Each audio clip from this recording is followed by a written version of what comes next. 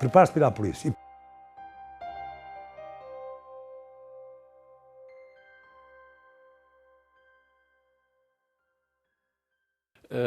Bom, eu, como disse, sou natural da Vila de Pernas, do concelho de Santarém, e sou filho de uma família de pequeníssimos industriais. O meu pai começou a trabalhar quando saiu da escola primária e, ainda praticamente adolescente, fez uma sociedade de torneados de madeira com os cunhados. Portanto, era uma empresazinha, uma pequena empresa familiar. Em todo o caso, isso marcava alguma diferença relativamente ao contexto em que eu vivia. Aquela zona era uma zona relativamente pobre. Pernas tinha alguma indústria, como referi, mas tudo aquilo que rodeava a vila era uma zona pobre, predominantemente agrícola, e, portanto, as pessoas viviam com imensas dificuldades. De certa forma, eu posso considerar que seria um pequeno burguês, na terminologia que na altura era muito comum. Era um pequeno burguês, pequeníssimo, porque de facto a indústria era pobre. Mas foi isso precisamente que me deu as minhas vivências de juventude e os primeiros contactos com a dificuldade com que algumas pessoas viviam. Apanhei essas situações na escola, era frequente os meus colegas de instrução primária que vinham das pequenas povoações ou dos casaizitos isolados, era frequente chegarem à escola descalços, alguns deles passando fome, e nós apercebíamos disso. Evidentemente que o contexto familiar também ajudava a que eu próprio fosse abrindo os olhos para essas realidades. E isto porque eu fui o último dos presos da família, que tem uma história relativamente longa. O meu avô paterno, que eu ainda conheci, infelizmente durante relativamente pouco tempo, porque o meu pai era o mais novo dos filhos e, portanto, eu também já não tive assim tanto tempo de contacto com o meu avô paterno. Mas era um homem interessantíssimo, era um latoeiro de profissão, era um autodidata, era um homem que assinava e lia a batalha e tinha um contacto comigo absolutamente extraordinário e falava-me de coisas que eu gostava de saber.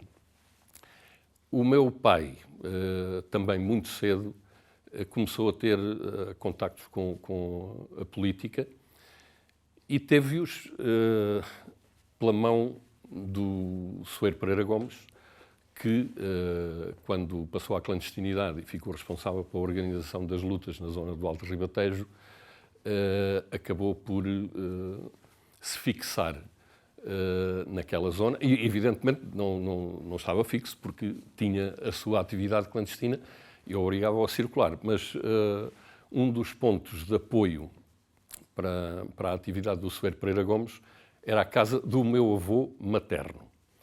E o meu pai também contactou com ele e teve muito cedo uma ligação ao partido e foi preso por isso.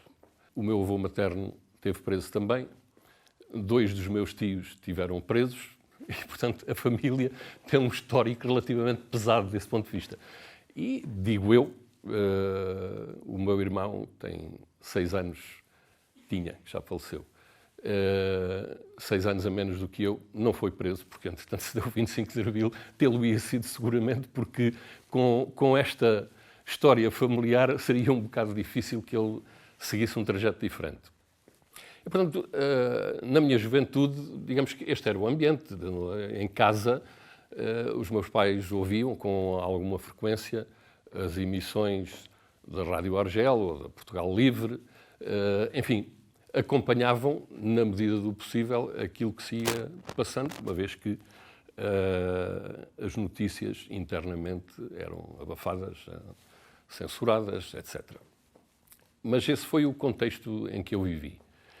E há alguns traços, há pequenas coisas que nos ficam da infância e que nos marcam. Eu tenho hoje 70 anos E estes factos passaram-se, precisamente há 60 anos, mas são coisas que eu ainda mantenho relativamente vivas. É uma pequeníssima história, mas que dará a ideia de como é que era viver nestas circunstâncias. Na altura do assalto ao Santa Maria, a situação foi evidentemente badalada. Não havia como abafar o facto de aquele paquete ter sido assaltado, era a terminologia, e recordo-me perfeitamente em que termos é que as notícias eram passadas, de assaltos e bandidos e piratas para cima, valia tudo. Naturalmente que em casa não era exatamente essa a terminologia que era utilizada para referir o assalto ao Santa Maria. Entretanto, na escola, a minha professora de instrução primária, pessoa a quem eu devo bastante, porque me ensinou as letras, mas que era uma senhora absolutamente alinhada com o regime, etc., e resolveu, nós estávamos, isto foi na 4ª classe, portanto, salvo erro, o assalto foi em 1961, eu estava a fazer a minha 4ª classe e a professora estipulou-nos um trabalho que era fazer uma redação sobre o assalto ao Santa Maria. A situação difícil, eu tive consciência disso, né? Porque repugnava-me utilizar a terminologia que era aquela que nós ouvíamos na rádio, na emissora nacional da altura. E consegui fazer uma redação sem nunca tratar o Henrique Galvão por bandido ou por pirata. E aparentemente a redação estava relativamente bem escrita.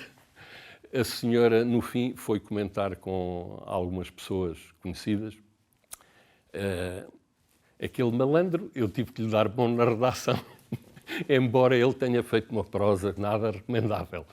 Mas isto são pequenas coisas que nos ficam da infância e que ajudam talvez a perceber o contexto em que eu cresci. Por outro lado, para além da vivência com os meus companheiros de escola, comecei relativamente cedo a ter contacto com jovens que trabalhavam nas oficinas, nas várias oficinas de torneados da minha vida, e inclusive alguns deles na oficina que era do meu pai e dos meus tios.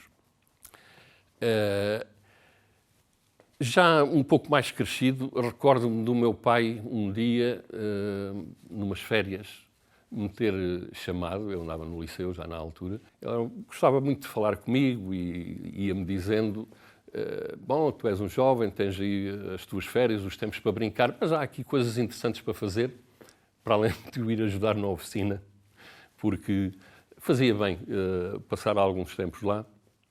Ele um dia apareceu-me com um livro na mão e disse-me, Oscar Fernando, que era assim que ele me tratava, eu recomendo, lê este livro, tiras uns tempinhos aí das tuas brincadeiras e vais ler este livro. E o livro era Os Esteiros. Foi muito marcante. Foi um episódio muito marcante.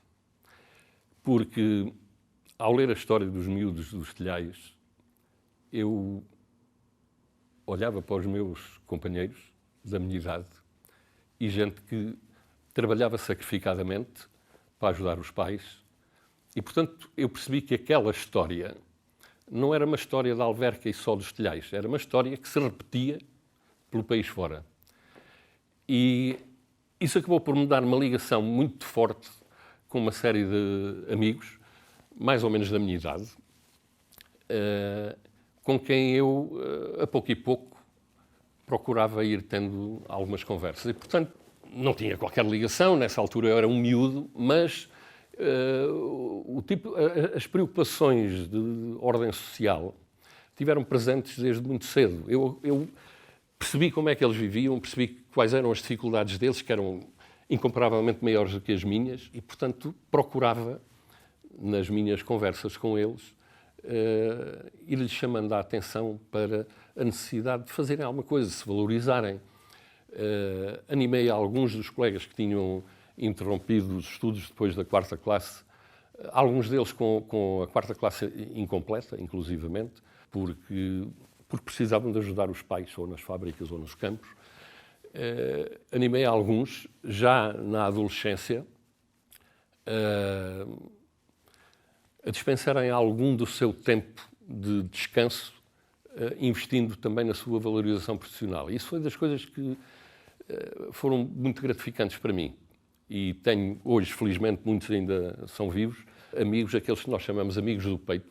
Alguns deles seguiram depois o seu caminho, nunca tiveram qualquer ligação, e muito menos ao Partido Comunista, mas são amigos do peito ainda hoje, não é? São amizades que ficam. E, portanto, as coisas evoluíram desta forma. Recordo-me depois, um pouco mais adiante, por altura da campanha de 1967, eu não tinha direito a voto, mas recordo-me das movimentações todas que houve na minha terra. Pernas era conhecido ali na zona por ser uma terra muito ativa. Eu sei que aquilo que é mais comum saber são as tradições de luta do Coço ou da Alpiarça, que são evidentemente épicas até, em alguns casos, mas a verdade é que a minha terra tinha também uma efervescência muito própria. E eu recordo-me que, na altura da campanha da CDE, em 1967, a organização era distrital e concelhia, não é? Creio, não estou a cometer nenhum erro, mas creio que a Vila de Pernes era o único local que, não sendo concelho, tinha, na estrutura da CDE, representação equiparada a distrital. Bem, isso sucede porque, naturalmente, reconheceriam que havia ali algum potencial, que havia pessoas dinâmicas, mexidas, e isso é que terá justificado o facto de aparecerem com aquele nível de representação na campanha da CDE. Eu acompanhei aquilo, nessa altura fundamentalmente o meu pai e os amigos antifascistas que se mobilizaram em torno das campanhas da CDE, embora naturalmente de longe, não, desde logo porque não tinha direito a voto, não é? Mas foi um período muito dinâmico também, e recordo algumas passagens, por exemplo, das sessões de esclarecimento feitas pelos candidatos pelo Conselho de Santarém, sendo que uma das pessoas mais destacadas era, sem dúvida, a Maria Barroso, que era uma pessoa que tinha uma capacidade de comunicação, uma facilidade, ajudada naturalmente pelos seus talentos como artista, como declamadora, e recordo-me de alguns episódios dessa fase em que as sessões de esclarecimento eram abruptamente interrompidas porque, na sequência de um ou dois poemas ditos daquela forma pela Maria Barroso, a assistência se empolgava e a PIDE rapidamente acabava com a sessão de esclarecimento, não é? E havia outros candidatos que também eram bastante incisivos na forma como se dirigiam a quem aparecia para essas sessões, designadamente o António Reis, que foi também candidato por Santarém, e havia algumas cenas curiosas que se passavam com o António Reis. Uma das proibições que havia era de se falar na guerra colonial, não é? Era tabu, e, portanto, a proibição era estrita e completa. A verdade é que, em algumas sessões, o António Reis começava a falar, 2 minutos depois falava da guerra colonial e, nos 2 minutos seguintes, a GNR acabava com as sessões de esclarecimento. O que era uma coisa pouco razoável, não é? E então isso deu origem a que as pessoas, enfim, que acompanhavam os trabalhos dos candidatos tivessem sugerido que o António Reis deveria passar a ser sempre o último a falar, porque sempre dava a hipótese de os outros dizerem qualquer coisa, não é?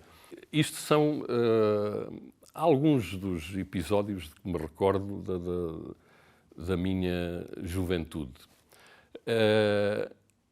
Naturalmente que neste contexto as ligações que o meu pai tinha ao partido e que interrompeu depois da prisão, como é normal nessas circunstâncias, há sempre um período de guarda, não é?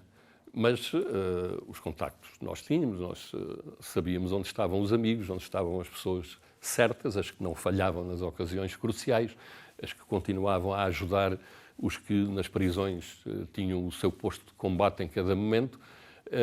E, portanto, essas ligações existiam. Eu cresci muito próximo delas, muito próximo de pessoas que marcaram os seus tempos na zona de Santarém, como é o caso do Dr. Humberto Lopes, que teve uma longa prisão.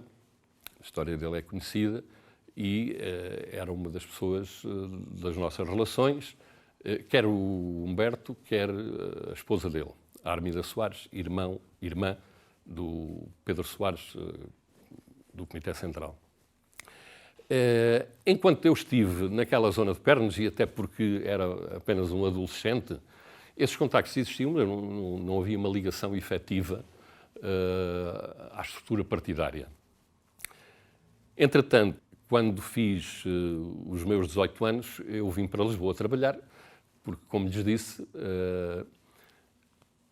quando comparado com os meus colegas de infância, eu era privilegiado, mas, enfim, a minha família tinha dificuldades e eu precisei de começar a trabalhar relativamente cedo, muito cedo, com 18 anos. Vim para Lisboa e concorri para uma vaga no CTT e entrei para o CTT, que na altura ainda eram Administração Geral de Correios, Telégrafos e Telefones. E comecei a trabalhar na Praça de Dom Luís, na área de telecomunicações, na Praça de Dom Luís. Nessa altura, quando passei para aqui e tendo os meus 18 anos, mas sendo menor, como se recordam, porque a maioridade na altura só se atingia aos 21 anos, eu comecei a estar menos tempo na minha terra e tinha menos acesso aos contactos a que eu fiz referência, designadamente os de Humberto Lopes e da Armida Soares, etc. Nessa altura, foi consensual isto. Se me perguntarem, mas porquê é que se adere ao partido? Eu acho que com esta história, estranho seria que não aderisse. E, sobretudo, quando havia uma ligação tão afetiva a algumas das pessoas que passaram por casa dos meus avós, e já referi o Soeiro Pereira Gomes, foi um deles, mas já agora, abrindo aqui um parênteses para arrumar definitivamente essa fase da infância, foram coisas que eu não presenciei, que foram relatos que me foram transmitidos pelo meu pai e pelos meus avós. A casa dos meus avós maternos ficava num casal a cerca de, talvez, uns 4 quilómetros do centro da vila. E serviu durante muito tempo como casa de apoio a uma série de vultos bastante conhecidos do Partido Comunista, até porque durante um período a casa funcionou como o local onde funcionava uma tipografia clandestina. E passaram por lá, para além do Soeiro, passou o Zé Magro, Jorgete Ferreira, e passou, num momento, houve uma reunião mais alargada com membros que na altura já integravam o Comitê Central. Penso que não foi reunião plena, mas em que chegou a estar o Álvaro Cunhal e o Guilherme da Costa Carvalho. Eu vim, talvez, em outubro, salvo erro, comecei a trabalhar em outubro de 1969. E, muito pouco tempo depois, houve uma alteração importante no CTT, que deixaram de ser Administração Geral de Correios, Telégrafos e Telefones e passaram a ser Empresa Pública de Correios e Telecomunicações de Portugal.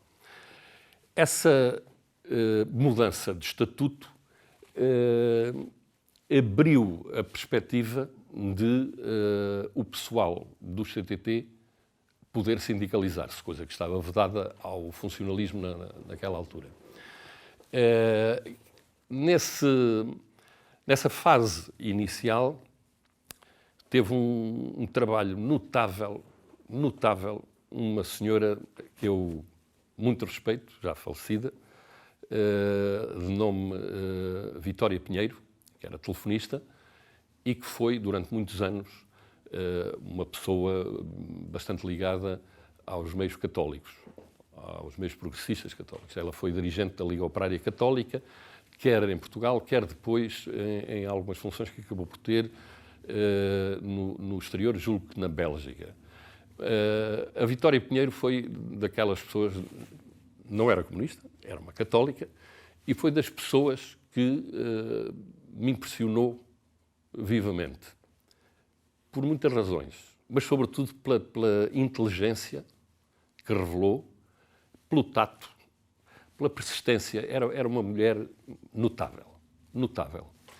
E a Vitória Pinheiro, juntamente com algumas outras pessoas que a apoiaram nessa fase inicial, começou a promover algumas reuniões para analisar coletivamente a possibilidade de realmente o pessoal do CTT poder constituir um sindicato.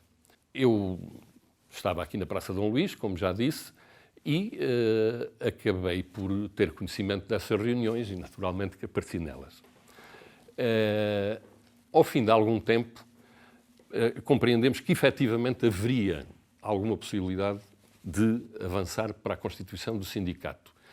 E, numa reunião já mais alargada, não quero exagerar, mas já teria a caminho, talvez, das 200 pessoas, uma parte muito pequena, naturalmente, ainda do CTT, mas juntar 200 pessoas em 1969, com a repressão ativa como andava, foi uma coisa absolutamente notável. E, enfim, nessas reuniões, e nessa em particular, que me recordo que ocorreu, sabe-se lá, simbolicamente, numa zona perto do quartel do Carmo, que viria depois a ser tão marcante. Fizemos lá essa reunião, fiz algumas intervenções e, no final, as pessoas reunidas entenderam constituir uma comissão pró-sindical.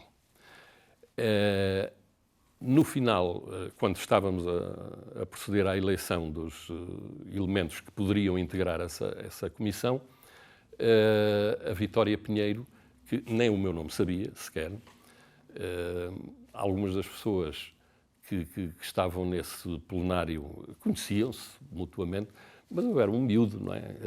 Tinha começado a trabalhar há meia dúzia de meses, ninguém me conhecia. Mas a Vitória Pinheiro, enfim, por alguma razão, terá achado que as intervenções que fiz justificariam o facto dela me propor para a comissão. E na verdade, fui eleito.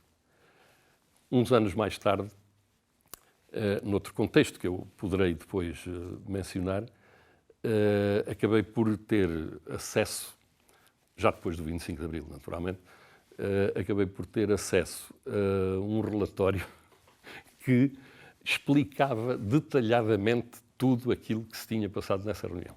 Portanto, havia infiltrados e todas as conversas relevantes tinham sido devidamente reportadas e com um pormenor e um rigor de se lhe tirar o chapéu.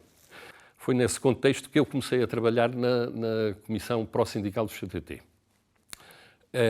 Nessa altura, eu tinha as minhas reuniões partidárias, dei conhecimento de que tinha sido eleito e, portanto, a minha atividade numa fase inicial, enquanto militante, já militante do Partido Comunista, era a de procurar, naturalmente, naquele contexto, defender algumas das ideias que o partido tinha sobre o movimento sindical e que, já agora é bom recordar, estava num momento de alguma pujança. A verdade é que, em 1971, portanto, cerca de um ano depois, houve a enorme vaga de repressão sobre os sindicatos e a minha prisão acabou por ocorrer justamente no contexto dessa vaga enorme de prisões que atingiram uma série de sindicatos já constituídos e com lideranças muitíssimo fortes, como era o caso, em especial, do Sindicato dos Bancários, com uma liderança muito carismática, que era o Daniel Cabrita, e que teve repercussões enormes, não apenas em Portugal, mas inclusive no exterior, como se sabe. E, portanto, a minha atividade, que foi, enquanto militante ligado, foi relativamente curta, porque, infelizmente, a minha prisão ocorreu precisamente no contexto dessa vaga repressiva sobre os sindicatos. Eu vivia, na altura, num quarto alugado de uma senhora que era nossa conterrânea, que os meus pais conheciam. Era uma senhora, enfim, que vivia com algumas dificuldades, tinha um filho para criar e o marido tinha separado, ela tinha algumas dificuldades e tinha um quarto vago. E eu, quando vim trabalhar para Lisboa, os meus pais souberam disso e, enfim, foi juntar o útil ao agradável, que era eu resolver o meu problema de alojamento em Lisboa, ficando junto de pessoas conhecidas, que me tratavam, enfim, quase como se fosse familiar direto. E, portanto, eu vivia na Avenida Gomes Pereira, em Benfica, e recordo-me que nesse fim de semana há coisas que a gente não sabe explicar e são coincidências que depois despoletam situações que acabam por ser interessantes, embora penalizadoras. A senhora, nesse fim de semana, tinha saído com o filho para visitar familiares. Eu estava sozinho em casa. Nessa altura ainda se trabalhava aos sábados. Ainda não tinha saído a legislação que concedeu o sábado a alguns setores limitados. Portanto, ainda se trabalhava, mas eu estava sozinho em casa e não posso precisar as horas, mas enfim, essas coisas normalmente aconteciam bastante cedo, antes da saída para o trabalho, sei lá, 6h30, 7 da manhã, bateram-me à porta, eu achei aquilo um pouco estranho. Na altura não pensei sequer que pudesse ser a polícia, não é? Que ser a PIDE, porque tinha havido realmente um conjunto de prisões um tempo antes, mais de mês e meio antes. Nessa altura, naturalmente, que nós ficávamos sempre mais alerta, mas aparentemente as coisas tinham serenado, deixou de constar que estivesse mais gente a ser presa e, portanto, eu na altura não me ocorreu. Mas vi bem depressa o que é que se tratava, até pela maneira intempestiva como normalmente entravam em casa.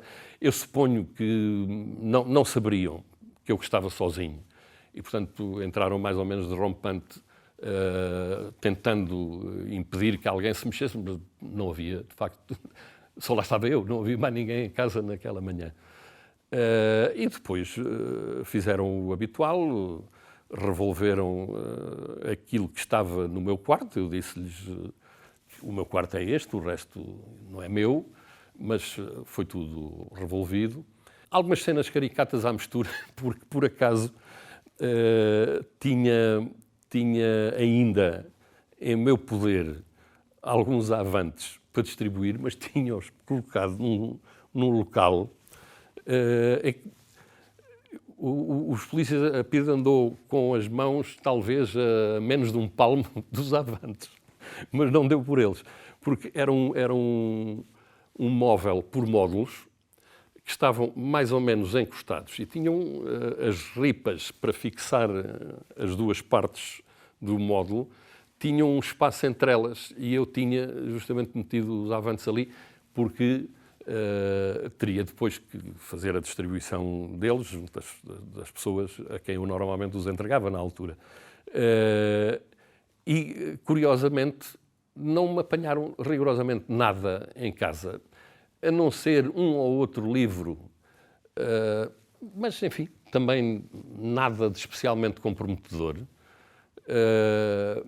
Embirraram com um livro de Tolstói, porque se calhar baralharam-se e acharam que era do Trotsky, não sei, não faço ideia.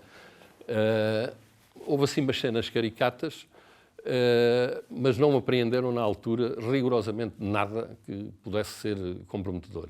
E dali saímos diretos para António Maria Cardoso, onde me fizeram a identificação, as fotografias da praxe, e depois segui, logo passado pouco tempo, fui transferido para Caxias.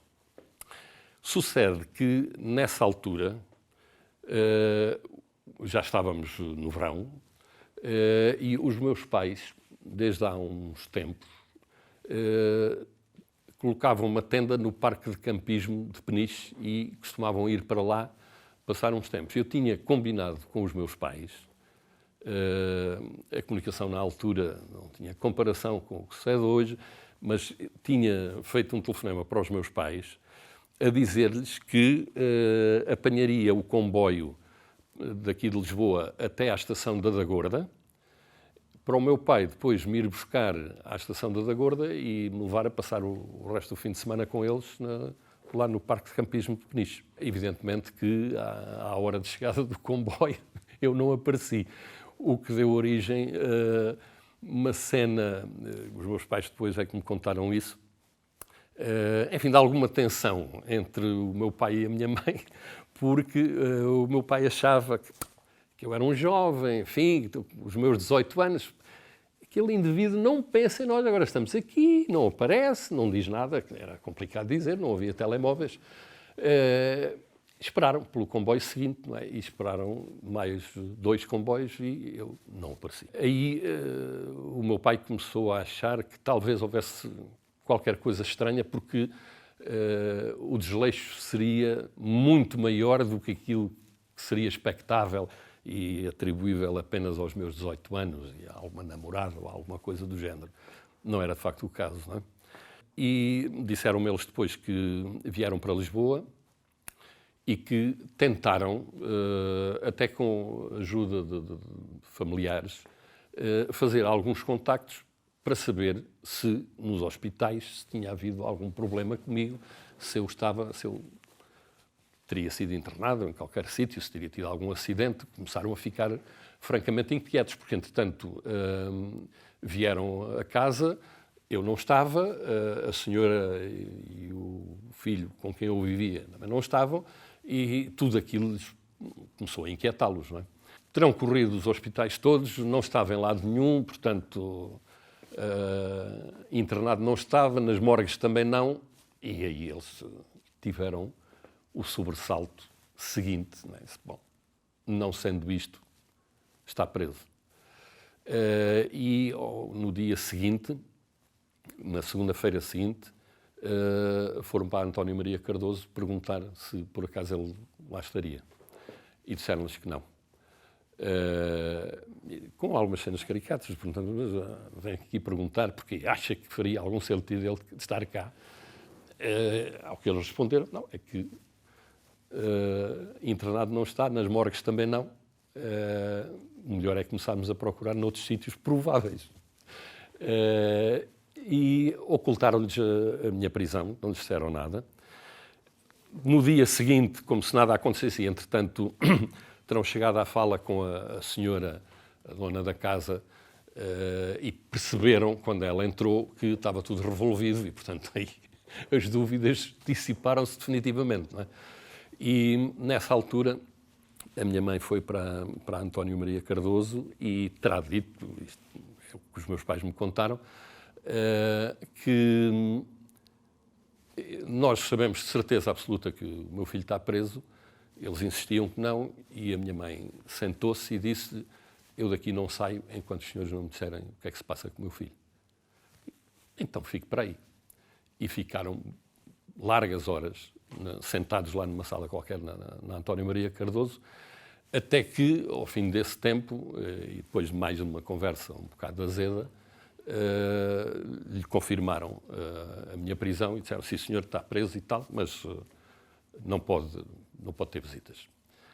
Bem, e não podia ter visitas porque nessa altura eu estava justamente na fase mais agressiva do interrogatório, que normalmente era na sequência imediata da prisão. Não é?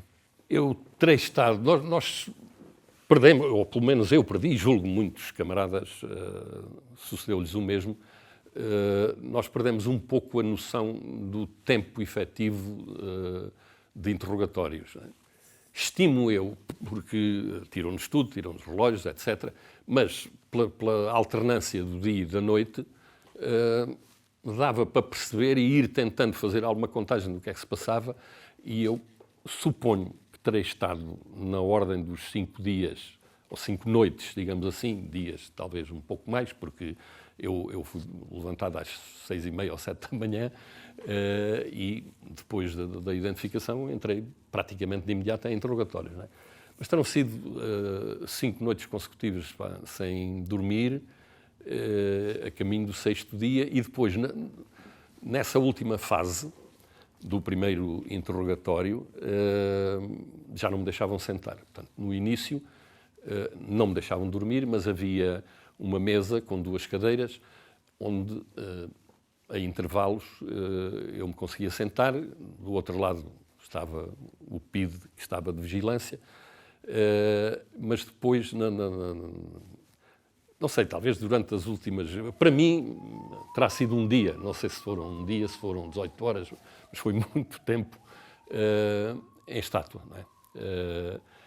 E isso foi francamente penoso. Embora o sono fosse, sem sombra de dúvida, a parte mais penosa e mais difícil de suportar.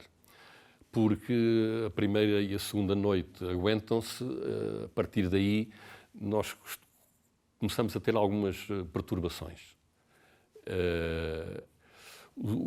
Já agora, apenas para que conste, eu vim depois a saber os nomes dos envolvidos.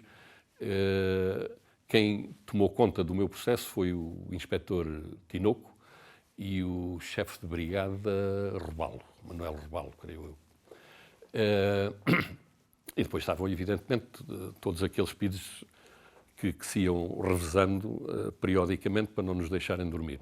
O mais difícil foi, de facto, o sono. Não é? Eu não levei, ao contrário de alguns camaradas meus, designadamente o Zé Pedro, que esteve na mesma altura, e nós soubemos o que é que se tinha passado com ele, que foram espancamentos absolutamente bárbaros, etc. Não sucedeu isso comigo. O chefe de brigada, o Robalo, tinha uma técnica que vinha falar de perto comigo para colocar algumas perguntas mais incisivas ou de forma mais intimidatória.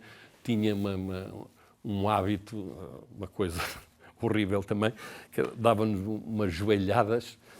Por cada joelhada que levava aqui nestes músculos laterais, a sensação que eu tinha é que já me cortaram a perna porque desequilibrava imediatamente. Aquilo era uma coisa extremamente dolorosa.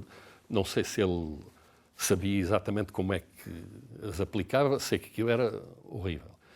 Mas nada que se compare com os efeitos do sono. Como eu disse, ao fim de algum tempo, nós começávamos a ter algumas perturbações na vista. No meu caso, foi a primeira coisa que eu senti, foi a vista perturbada. A sala de interrogatórios, eu lembro-me perfeitamente que era de um cimento lisinho, assim com um tom ocre, mas muito liso. Quando entrei, vi isso e tenho essa imagem perfeitamente guardada. Mas a verdade é que quando a tortura do sono começou a causar alguns efeitos, eu fiquei com a sensação de que havia uma névoa a subir do pavimento. Nessa altura eu tentava andar de um lado para o outro porque suporta-se, apesar de tudo, suporta-se melhor. E aquilo começou-me a dar alguma instabilidade na marcha porque eu não tinha a certeza onde é que estava o pavimento. Isso foi o primeiro sintoma. Depois disso apareceram imensas coisas, enfim, são alucinações, diria eu, vi de tudo. Há umas... as senhoras usavam na altura, isso hoje desapareceu praticamente, mas havia, creio que chamam uns camafeus, que são umas pregadeiras que são esmaltadas e têm normalmente uma figura de senhora aplicada no esmalte. Bem, eu via, os camafeus são coisas relativamente pequenas de pôr ao peito, não é? Eu via camafeus com 2 palmos ou 3 no chão e tudo aquilo me perturbava. Depois comecei a ver a popa de algumas naus. Tudo aquilo eram coisas estranhíssimas, porque se me perguntar, mas porquê é que via os camafeus ou porquê é que via a popa das naus, não faço a mínima ideia. Nenhuma. Nem, para mim, aquilo não tem relação com nada de muito relevante na minha vida, não é? A pior dessas sensações foi numa noite. As salas de interrogatórios tinham o teto semi-abaulado e tinham umas luminárias compridas aplicadas no teto. Tudo isso eu percebi quando entrei. Enfim, fiz o reconhecimento e sei como é que são as salas, não é? Ou como eram. Mas a verdade é que, quando já estava com aquelas perturbações, recordo-me que houve uma noite que eu olhei para cima e aquilo que eu vi foi uma coisa absolutamente aterradora. Foi dos piores momentos que eu passei na fase de interrogatórios. Porque era como se estivesse a ver uma borboleta no teto que, digo eu, depois de me passar aquilo, teria mais ou menos o comprimento de toda a luminária que lá estava. Agora, as borboletas, todos nós até gostamos de ver, é uma coisa bonita de ver. Experimentem olhar para uma borboleta e ampliá-la 20 ou 30 vezes e o que vocês veem é um monstro a pairar por cima de nós, não é?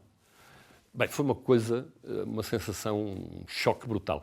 Depois, não sei, enfim, talvez com a adrenalina, aquilo é uma coisa que se dissipa, não é? Depois acabei por perceber que não estava lá nenhuma borboleta. Mas aquele impacto é um choque, uma coisa brutal. E, portanto, houve variadíssimas cenas destas durante a fase de interrogatórios, não é? Não falo já daquelas coisas mais triviais que eram e que são conhecidíssimas, toda a gente faz referência a isso. Era a alternância entre o pido bom e o pido mau que estava de turno, os que me diziam você é um rapaz tão novo, ganhe juízo, diga lá tudo o que sabe, você vai-se embora, amanhã já está com a família e tal. Depois vinha o pido mau a seguir e ameaçava-nos com as coisas mais horríveis que pudéssemos imaginar, e acerca da família, acerca da namorada, e acerca de tudo aquilo que achassem que nos poderia destabilizar, não é? Portanto, a fase de interrogatório é uma coisa muito, muito difícil de enfrentar. E vai-nos conduzindo a um estado de exaustão que a partir de certo momento nós, pura e simplesmente, não dizemos coisa com coisa, já não reagimos a nada de muito palpável, não é? Tudo aquilo nos parece como se estivéssemos de fora a ver filmes de terror. Mas isto já não tem nada com coisa nenhuma. Eu lembro-me um dia, num desses dias, não sei o que é que me passou pela cabeça e indispus-me com um dos pidos que estava de turno, travei-me de razões com ele e a determinada altura comecei a gritar-lhe, a dizer vocês vão-me pôr como, e dei um nome, como o Pedro Ferro. Ainda hoje me lembro do nome do senhor, não tem nada, rigorosamente nada a ver com o partido, nem com a política. Era um quadro médio da área de telecomunicações de Lisboa, que tinha uma particularidade. O senhor tinha tido um problema de coluna e estava todo torto, estava completamente deformado. Enfim, caminhava e tal, ia para o trabalho, mas eu na altura era um jovem e ele era um velho, utilizando a palavra comum. Mas um velho com um aleijão muito expressivo. E eu devo-me ter convencido, por qualquer razão, que, ou porque senti fisicamente alguma coisa, alguma dor mais violenta, e comecei a dizer: os senhores vão fazer de mim um Pedro Ferro. Bem, foi um inferno. Quem é o Pedro Ferro? Como é que você sabe? Bem, e depois, essa alternância entre alguma lucidez possível ou o delírio completo vai sucedendo, como já disse, não é? E, portanto, depois daquilo, quando começam a fazer perguntas, mas quem é o Pedro Ferro? Porque é que está a falar no Pedro Ferro? Eu tenho um baque e dizer: este homem vai estar metido num sarilho. O que é que se passa? E a situação era relativamente simples para mim, quer dizer, eu só tinha que dizer a verdade. É uma pessoa que trabalha comigo, tem esta assim, assim. Epá, eu achei que ia ficar com ele. Mas foi uma carga de trabalhos para me deixarem sossegado com o Sr. Pedro Ferro e não sei, honestamente, se não terá sido incomodado ou pelo menos objeto de alguma vigilância até para testarem se efetivamente aquilo que eu depois tinha dito e que era a verdadeira razão pela qual tinha falado naquele nome, se era consistente, não é? É natural que tenham feito essa demarche. Depois houve várias outras fases de interrogatório. Eu, na altura, comecei a dar sinais de desfalecimento e, portanto, mandaram para o Reduto Norte. Mais tarde voltei para interrogatórios já mais curtos, normalmente já um pouco mais curtos. E eu não posso precisar, mas penso que terá sido num desses regressos ao Reduto Sul que me entra na sala o inspetor Tinoco, que eu vim depois a saber que era o Tinoco, na altura não sabia, e esse foi o momento em que eu tive o segundo grande susto, mas esta por razões muito mais dramáticas, porque eles sabiam mais ou menos qual era a minha atividade, não podia ser longa, porque eu era um miúdo. E sabiam que eu que estava ligado aos movimentos sindicais. Foi nesse contexto que eu fui dentro. E fui preso, mais ou menos pelas mesmas razões que uma série de outros, cujo nome foi citado por um ex-funcionário do partido, que traiu e denunciou uma série de pessoas. Funcionário com quem eu nunca reuni, nunca estive com ele. Mas, uns tempos antes, o camarada com quem eu reunia tinha-me dito que eu iria passar a encontrar-me com outro camarada. E eu tinha, inclusive, já as orientações para ter esse encontro seguinte. Aparentemente, tal como denunciou uma série de outras pessoas, terá falado no meu nome, apesar de nunca teve comigo. O nome em causa é o Augusto Lindolfo, também é conhecido, enfim, que denunciou uma série de pessoas. É uma situação, eu não posso ter a certeza absoluta, mas, como diriam os italianos, se non è vero, è bene trovato. Repegando no grande susto que eu apanhei com o inspetor Tinoco, num dos regressos, ele, que até aí tinha andado sempre em torno da atividade sindical, teve uma série de tempo a insistir comigo, fez menção de se retirar, de sair da sala e, de repente, volta-se para trás com o dedo esticado e pergunta-me: e a ARA? O que é que você sabe da ARA? Eu, nessa altura, tive um calafrio. E porquê? Há um episódio que é bastante conhecido, que é a da bomba que foi colocada nas instalações da Praça de Dom Luís por altura de uma das reuniões do Comiberland, na reunião da NATO, na sede da Comiberland. Isso foi objeto de uma das ações da ARA, que sabotou os cabos e que deixou o país sem comunicações durante largas horas. Porquê é que aquilo me assustou? Não porque eu alguma vez tivesse tido alguma ligação com os operacionais da ARA, não tive. Mas por via das minhas funções na circunscrição de telecomunicações de Lisboa, eu na altura tratava dos acidentes de trabalho. A empresa era autosseguradora e, portanto, era instruído um processo sempre que havia um acidente de trabalho. E uns tempos antes da minha prisão, houve um acidente com um eletrotécnico na sala de entrada de cabos da Praça de Dom Luís.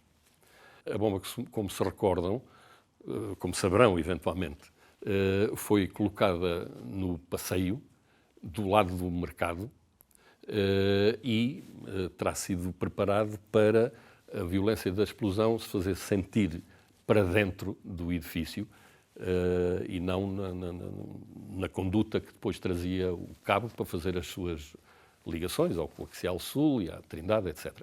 O acidente tinha sido precisamente nessa sala, onde entravam os grandes cabos coaxiais.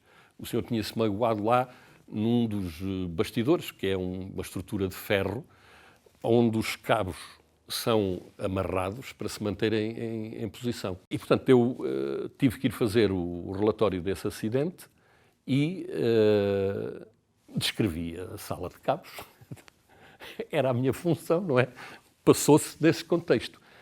Quando, sabendo eu, porque ainda estava em liberdade quando a bomba foi lá colocada, e sabendo eu que havia um relatório relativamente circunstanciado a descrever aquela sala, tive um sobressalto.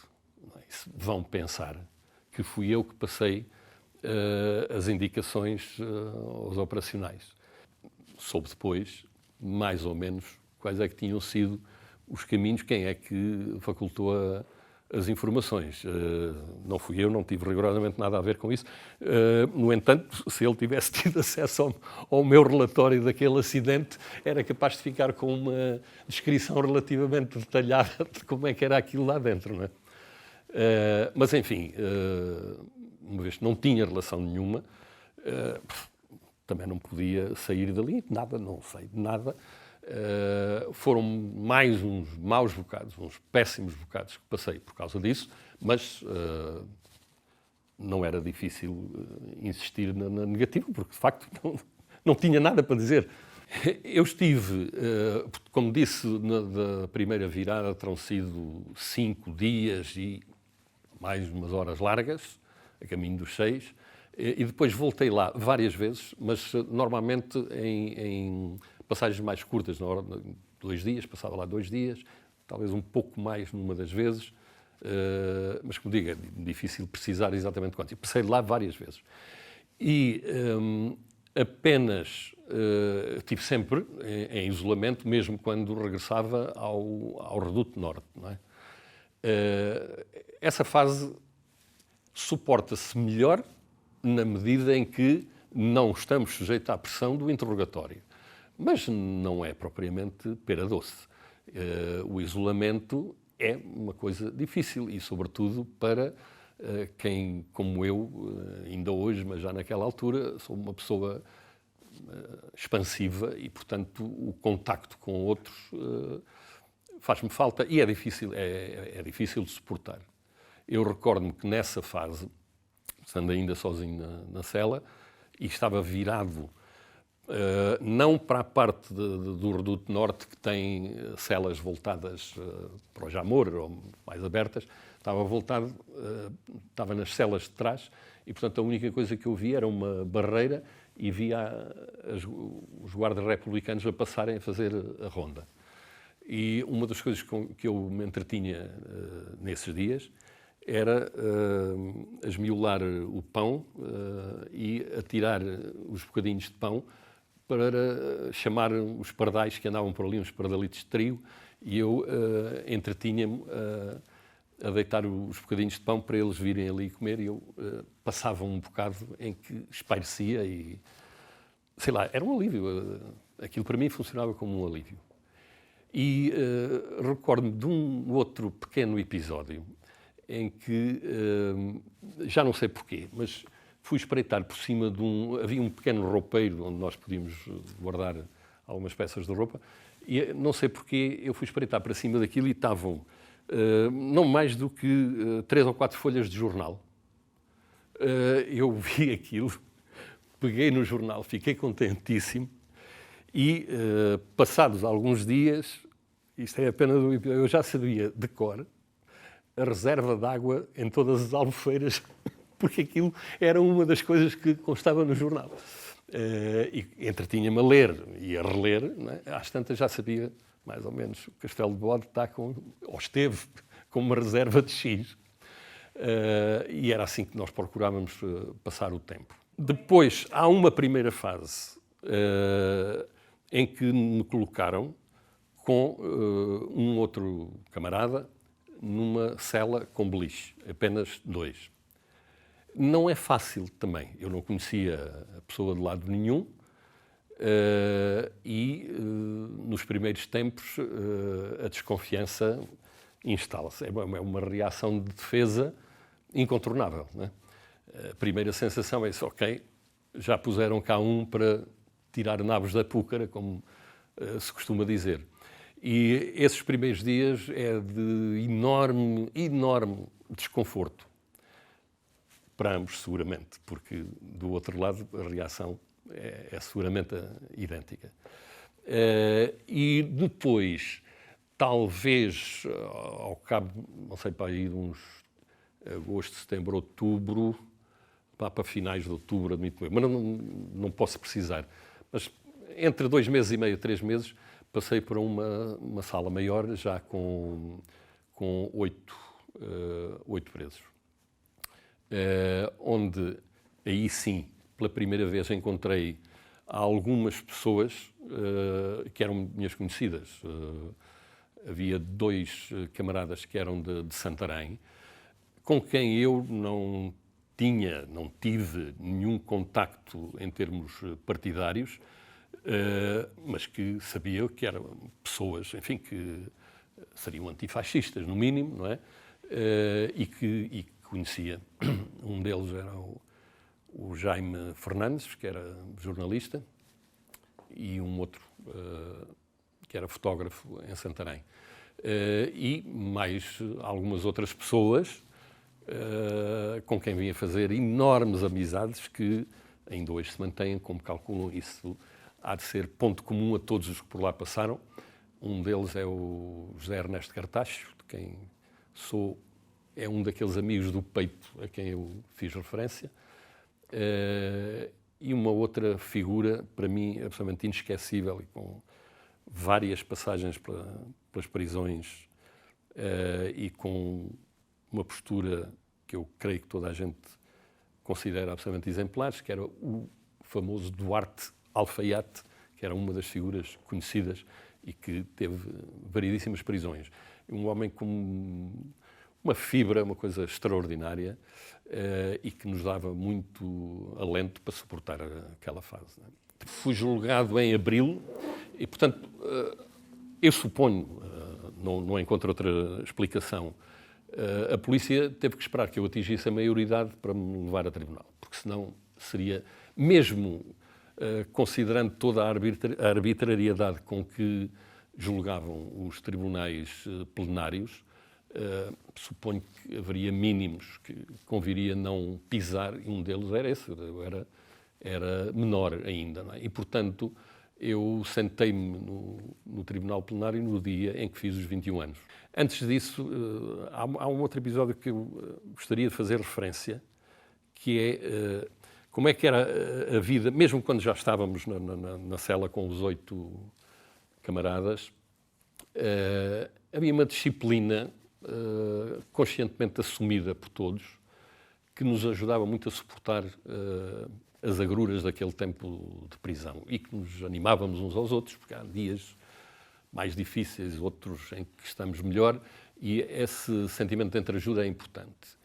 E era importante também manter algum contacto com a estrutura partidária cá fora. mesmo presos, o trabalho não acaba. E recordo-me, isto seria o último episódio que eu deixaria aqui convosco, recordo-me de uma das visitas por altura do Natal, muito próximas do Natal, em que, excepcionalmente, nos permitiam ter com a família uma visita em comum. Em vez de estarmos lá nos parlatórios com o vidro. Havia algumas informações que era conveniente passar para o exterior e, entre as várias pessoas que estavam, vários camaradas que estavam na mesma cela, achámos consensualmente, porque a pouco e pouco fomos percebendo como é que eram as relações do preso com os seus familiares e qual era o grau de experiência que os próprios familiares pudessem ter para lidar com determinadas situações. E entenderam que deveria ser eu a passar essa mensagem para o exterior. Enfim, os pormenores conhecem-nos mais ou menos. Era normalmente passada em papel de mortalha, com um lápis muito afiadinho para a letra ser o mais apertada possível. Esse trabalho foi feito pelo Jaime Fernandes, que era especialmente bom condensar mensagens relativamente grandes em pouco espaço. E eu depois comecei a imaginar como é que poderia passar aquilo com alguma segurança aos meus familiares. E achei que o melhor seria a minha mãe. Apesar do meu pai é que ter a experiência da prisão anterior, achei que seria a minha mãe. Por muitas razões. E por uma coisa a que hoje chamam a inteligência emocional e que é a capacidade de interagir com o outro e decifrar o que está para lá das palavras. Não é? Eu, numa das visitas normais no parlatório, insisti muito com a minha mãe para trazer determinado fato que eu descrevi, qual era a cor, bem, um fato com estas características, cintado, lembra-se, tem um cinto e tal, fica muito bonita com isso, quando vier, eu gostava de a ver com esse fato. E isto sabemos nós a posteriori, não é? Das conversas depois entre os meus pais, ela disse-lhe de imediato: Manuel, o Oscar quer passar alguma coisa cá para fora na visita em comum. Estás a sonhar, talvez não, garantidamente. E assim foi. Né? Eu peguei nas mortalhas, metemos dentro de uma película de plástico fininha, selei com um isqueiro e vinha mais composto, com uma camisa de colorinhos relativamente rijos, metia aquela mensagem que fica, uma coisinha pequenina, não é? Aqui, porque nós éramos revistados à saída da cela e antes de entrarmos na sala da visita em comum. E, portanto, eu calculei que, mesmo que me fizessem isto, o volume é muito pequeno, não seria detectado, e correu bem. Quando entramos na sala, os polícias que estão de vigia fazem uma tentativa para nós não termos nenhum contacto físico, mas nessa altura as coisas são um bocado imparáveis, não é? Um bocado imparáveis. E com aquele gesto eu tirei aquilo da mão, fui direito à minha mãe, pus-lhe a mão por cima e meti-lhe a mensagem no peito. E ela percebeu exatamente, sentiu, deu por isso, fizemos a visita, tudo normal, e na saída ela deu indicações ao meu pai para vir: Manel, até lá fora vens sempre atrás de mim. E olha para o chão, foi-lhe dizendo distraídamente, porque poderia haver, enfim, ter ficado mal, preso, qualquer coisa. O pormenor do cinto era importante porque o vestido cintado dava uma garantia de que, se lhe falhasse o sutiã, que pelo menos o cinto seguraria a mensagem. E assim se passou. E acho que a leitura que a minha mãe fez dos pequeníssimos sinais que eu lhe transmiti nessa ocasião e em outras é uma coisa que me toca muito. Depois do julgamento, eu fui condenado a 18 meses de prisão remível. E, portanto, o meu pai fez o pagamento da quantia com sacrifício, mas fez, e eu fui liberto no dia 6. Seguimos de imediato para a minha terra, para Pernes, e o meu pai, entretanto, telefonou para lá a dizer que nós iríamos chegar, e tive a grata surpresa, porque eu sabia como era difícil as pessoas contactarem com alguém que tinha acabado de sair da prisão. Eu tinha a minha casa cheia, completamente cheia, e pessoas na rua. Enfim, foi um linimento, porque aquilo, as pessoas foram serenas, como é evidente, mas aquelas pessoas terem-se juntado ali foi um grito de incentivo. Sereno, mas para mim, e para os meus, foi um grito de incentivo. Eles estavam connosco e acompanharam-nos, como acompanharam durante a minha prisão. Quer dizer, o meu pai, nessa altura, como disse, tinha uma pequena fábrica com, sei lá, duas dúzias de trabalhadores, e eu ainda hoje guardo como uma das recordações gratas da minha vida, tenho esse papel guardado, que foi um gesto que os operários tiveram, que foi ir dizer ao meu pai: nós queremos contribuir com um dia do nosso salário, e um dia do salário daquelas pessoas é muito importante naquela altura, ainda hoje, mas era muito importante para elas, e fizeram um abaixo-assinado, subscreveram, a dizer: nós queremos contribuir com um dia do nosso salário para ajudar a prisão do Oscar. Felizmente, a minha família não precisava, e esse valor foi entregue pelo meu pai à Comissão de Socorro aos Presos Políticos, porque outros precisariam bem mais, seguramente. Quando fui libertado, fui evidentemente exonerado do CTT e fiquei desempregado. Essa situação não foi dramática por uma razão. É que no dia em que eu fui libertado, já estava dado como refratário, porque tinha sido chamado, entretanto, para fazer o serviço militar. E, como não sabiam certamente que ele estava preso, correram os trâmites normais, eu fui considerado refratário. E, portanto, cheguei a casa no dia 6 de abril à noite, e no dia 7 de manhã o meu pai teve que ir comigo para Leiria para eu me apresentar no serviço militar. Eu tinha habilitações na altura, tinha o 7º ano completo, e poderia ter seguido outro rumo, mas era a regra. Mandaram-me para o contingente geral. Sentei praça em Leiria, no contingente geral. Quando comecei a perceber mais ou menos em que terra estava, fui à Secretaria do Regimento de Infantaria 7 dizer-lhe que certamente estaria ali por engano, porque eu tinha habilitações para poder estar, pelo menos, no curso de sargentos milicianos.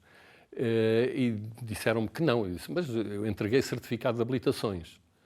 Não há nada. E reparei que o sargento, creio eu, que estava a atender-me, tinha trazido o meu processo militar para cima do balcão, e as folhas, na altura, os certificados eram emitidos em papel azul e destacavam-se do resto do processo. E, portanto, eu pus a mão em cima e disse: não, olha, é fácil de encontrar, está aqui. E a resposta que me deram foi: tudo bem, mas já cá está, tem que ficar. E, portanto, iniciei o serviço militar no contingente geral. Daí para diante foi um rosário um massacre autêntico. Porque havia uma guerra, e havia escassez quer de oficiais, quer de sargentos, e, portanto, havia uma série de provas militares, físicas, e também testes psicotécnicos, redações, contas de somar, fiz tudo, porque era essa a prática do Exército para apurar as pessoas, algumas pessoas que estavam no contingente geral, poderem passar para o curso de sargentos. E eu fui apurado, as provas correram bem, fui apurado para o curso de sargentos milicianos. Fui transferido para Santarém, Fui fazendo a recruta, tudo repetido. Toma lá mais testes psicotécnicos, redações e contas de somar e diminuir, provas físicas, e fui apurado para o curso de oficiais. Num dia, eu estava na parada e recebo a indicação, precisamente, são lidas as ordens de serviço, como sabem, não é? E uma das ordens de serviço era com o nome dos cadetes que iriam passar ao curso de oficiais. O meu era um deles. Eu era o soldado instruente número 1000. Também fiquei muito conhecido em Santarém, era o 1000, que era o preso político, e era o número redondo. Era uma coisa curiosa isso. Comunicaram-me isso numa formatura de almoço e eu disse, ok, pelo menos vamos ver o que é que se segue. No dia seguinte, sou chamado ao gabinete do comandante de esquadrão para lhes dizer, olha, afinal, o nosso cadete já não vai para o curso de oficiais, já vai ser transferido para o depósito disciplinar em Penamacor. Eu acho que isto é uma coisa que não era sequer comum, mesmo naqueles tempos e naquele contexto. Porque o depósito disciplinar de Penamacor era um quartel que tinha 4 incorporações por ano, como sucedia com todos os outros, mas normalmente 3 dessas incorporações eram para presos de delito comum e a última de cada ano, em regra era a última de cada ano, creio eu, era reservada para presos políticos.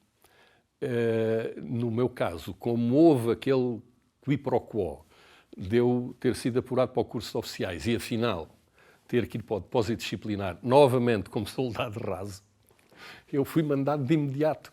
E, portanto, acabei por fazer uma boa parte do tempo, desse tempo inicial de tropa, juntamente com presos de delito comum. Eu escuso aos pormenores, mas isso foi outra das situações que me impressionou, mas muito, muito vivamente. Porque eles achavam estranhíssimo que lá tivesse caído uma avis rara como eu, naquele contexto. Porque, como disse, era o único. E isso foi uma coisa que me marcou bastante. E alguns deles teriam currícula absolutamente nada recomendáveis. Mas no trato deles comigo, é uma coisa curiosa. A palavra era respeitada. A palavra era respeitada. Eles queriam-me vender artigos que teriam roubado no fim de semana. Um dia quiseram-me vender um casaco de senhora para a minha namorada. E eu disse, não, ouve, nem penses, eu vou a passear com a minha namorada e alguém lhe vem puxar para o casaco. Nem penses nisso. Mas eu estou desesperado, preciso de um pintor. Um pintor era uma nota de 100 escudos. E eu disse ao indivíduo, tens aqui 100 escudos, mas não me falas em mais nada, nem casacos, nem coisa nenhuma que venha da tua mão. Precisas disso, pagas-me quando puderes. E o rapaz, 15 dias depois, veio-me devolver os 100 escudos. Ele deve-os ter roubado a alguém, não vejo outra hipótese. Mas ele deu uma palavra, que aquilo era para safar uma situação, e a palavra foi cumprida. Eu acho que as pessoas são... Sei isso por convicção, não é? As pessoas são muito resultado do meio em que vivem e em que crescem. O meio em que aquele moço cresceu e viveu não seria bom.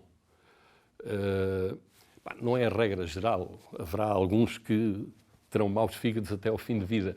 Mas muitos deles, eu sei lá por que privações é que eles passaram, comparados comigo. Não sei. Mas isto é apenas um pormenor. Fiquei em Penamacor durante uns tempos e depois houve uma colega minha, daqui da Praça de Dom Luís, que, vulgo, meteu uma cunha enorme junto do conselheiro Albino dos Reis, porque tinha muita pena, era uma senhora que tinha idade para ser minha avó, e tinha muita pena de mim, achava que eu era muito bom rapaz, tratava muito bem os colegas todos, e ela era conterrânea, tinha acesso ao conselheiro Albino dos Reis e foi lá interceder para que ele me fizesse sair de Penamacor. E, efetivamente, o Albino dos Reis escreveu fez um escrito que fez questão de entregar aos meus pais para irem lá buscar, para depois ser entregue, através dos meus pais, ser entregue no serviço militar.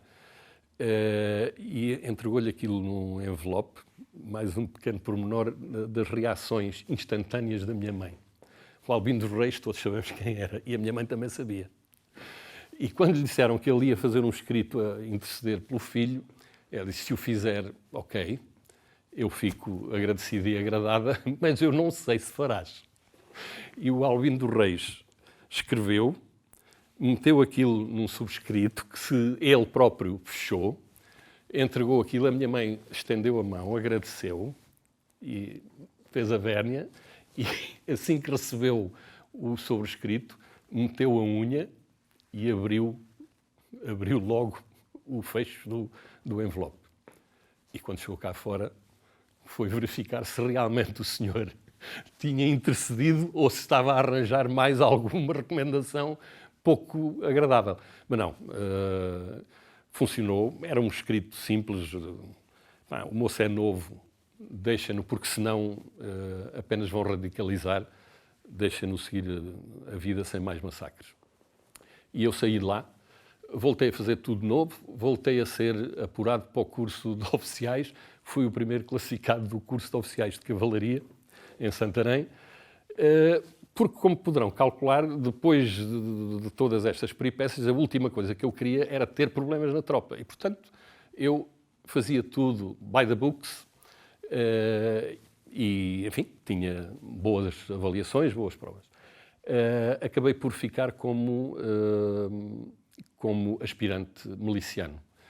Esse facto foi comunicado à repartição de oficiais em Lisboa e, quando Lisboa soube disso, entornou-se o caldo outra vez e mandou um ofício que me foi mostrado.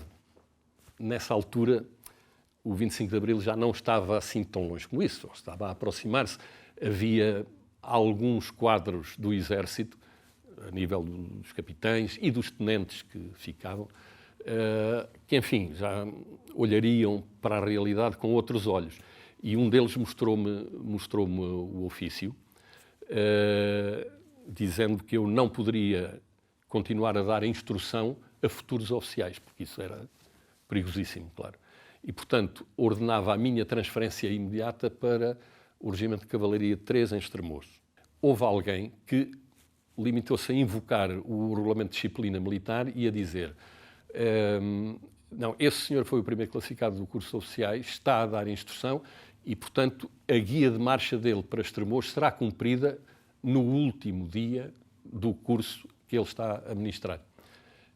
Havia um artigo qualquer do RDM, do Regulamento de Disciplina Militar, que permitia invocar essa faculdade. E foi isso que aconteceu. Quando terminei, fui mandado para Estremoz. Cheguei a Estremoz, fui colocado no Gabinete de Justiça, a chefiar o Gabinete de Justiça, com algum receio meu, porque, enfim, não tinha propriamente domínio daquelas matérias, tínhamos que instruir processos por violações do Regulamento de Disciplina Militar, mas também por causa das pensões de sangue que eram pagas a combatentes que tivessem sido feridos ou mortos em combate. Essa peça era secreto na altura, o relatório, porque a primeira peça desses processos era o relatório de operações, em que o militar tinha sido ferido ou morto. Documento secreto. Mais um drama, porque não podia estar com acesso a documentos secretos. E, por via disso, fui mandado, aí sim, já ao arrepio de todas as regras militares, porque passaram por cima de camaradas do meu curso de alferes e dos que já estavam do curso a seguir ao meu, passaram por cima de todos para me mandar para Timor. Presumo eu que tenha ido para Timor porque era uma zona não operacional e, estando eu colocado em zona operacional, poderia causar incómodos maiores. E, portanto, mandaram-me para o mais longe que havia. Para mim isso foi uma benesse, foi uma bênção. E mesmo assim não evitou que, mesmo em Timor, houvesse mais peripécias deste género. E eu cito esta sequência para se ver até que ponto é que o regime perseguia de facto e não perdia o rastro de quem alguma vez tinha ousado fazer ou dizer qualquer coisa. Aliás, no meu caso, bem pouca e bem modesto contributo. Mas, mesmo assim, tudo era rastreado. Pois eu, quando cheguei a Timor, houve uma ocasião, por força de ser o alferes mais antigo. Isso na tropa funciona como um posto, não é? Se o capitão estiver impedido, quem é que o substitui? É o alferes mais antigo. Portanto, o capitão, comandante de esquadrão, veio a Portugal de férias, casou e depois tinha mais uns dias, porque quando se dava sangue tinha-se mais 10 dias de férias, etc. E, portanto, ele teve uma temporada de 2 meses em Portugal. Quem é que ficou a substituí-lo? O alferes mais antigo, portanto, fiquei eu. Um dia, para resolver um assunto de serviço que me foi levado por um sargento, eu tive que consultar o dossiê dos assuntos também confidenciais e secretos. E, folheando o dossiê para apanhar os antecedentes do assunto que me estavam a colocar, eu, ao folhear aquilo, vejo uma epígrafe a vermelho a dizer controle suspeitos. Dei as indicações ao sargento e depois confesso que nesse dia a curiosidade foi maior. Vamos ver o que é que há aqui. E o suspeito era eu. E, portanto, o comandante de esquadrão, ou quem estivesse a comandar o esquadrão, tinha periodicamente que mandar informações para o quartel-general em Dili, dizendo o que é que se estava a passar. O que me colocou mais um dilema, se era informar que me estava a portar bem, correndo o risco de acharem que eu estava a brincar com a tropa. Omiti, felizmente não aconteceu nada. Mas isto são algumas das situações que ilustram bem a preocupação que havia em rastrear. É um massacre atrás das pessoas. Por pouco que fizessem, e no meu caso não fiz mais porque não tive tempo, falo-ia seguramente, porque aquilo que eu aprendi não esquecerei mais. E isso condicionou-me, de facto, para chegar, suponho eu, à última fase que gostariam de saber. É claro que condicionou a minha vida toda, porque são experiências tão marcantes que não há nada que as consiga apagar. Esse sentimento de entreajuda, de solidariedade, é lá que se aprende. É na militância, na vida partidária que se aprende.